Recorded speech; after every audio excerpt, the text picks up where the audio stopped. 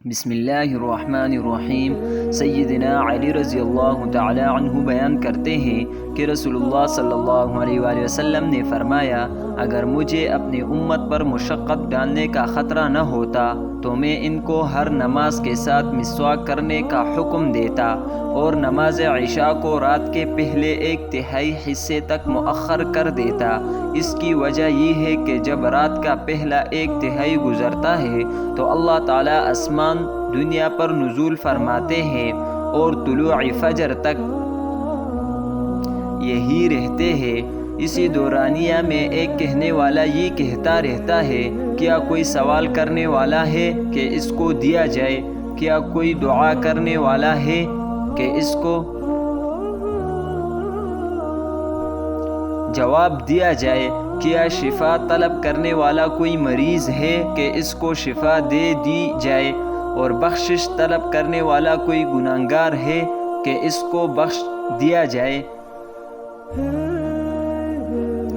سیدنا زید بن خالد جہنی رضی اللہ تعالی عنہ سے مروی ہے کہ رسول اللہ صلی اللہ علیہ وآلہ وسلم نے فرمایا، اگر مجھے اپنی امت پر مشقت ڈالنے کا احساس نہ ہوتا تو میں ان کو ہر نماز کے ساتھ مسواک کرنے کا حکم دے دیتا۔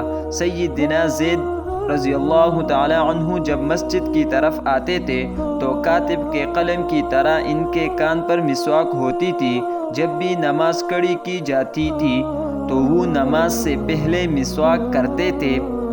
سیدنا ابو ہریرہ رضی اللہ تعالی عنہ بیان کرتے ہیں کہ رسول اللہ صلی اللہ علیہ وآلہ وسلم نے فرمایا، اگر مجھے اپنی امت پر مشقت ڈالنے کا احساس نہ ہوتا تو میں ان کو ہر وضو کے ساتھ مسواک کرنے کا حکم دیتا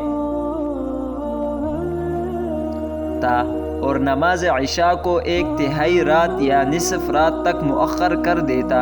ایک روایت میں ہے، میں ان کو ہر نماز کے ساتھ وضو کا اور ہر وضو کے ساتھ نماز کا حکم دے دیتا۔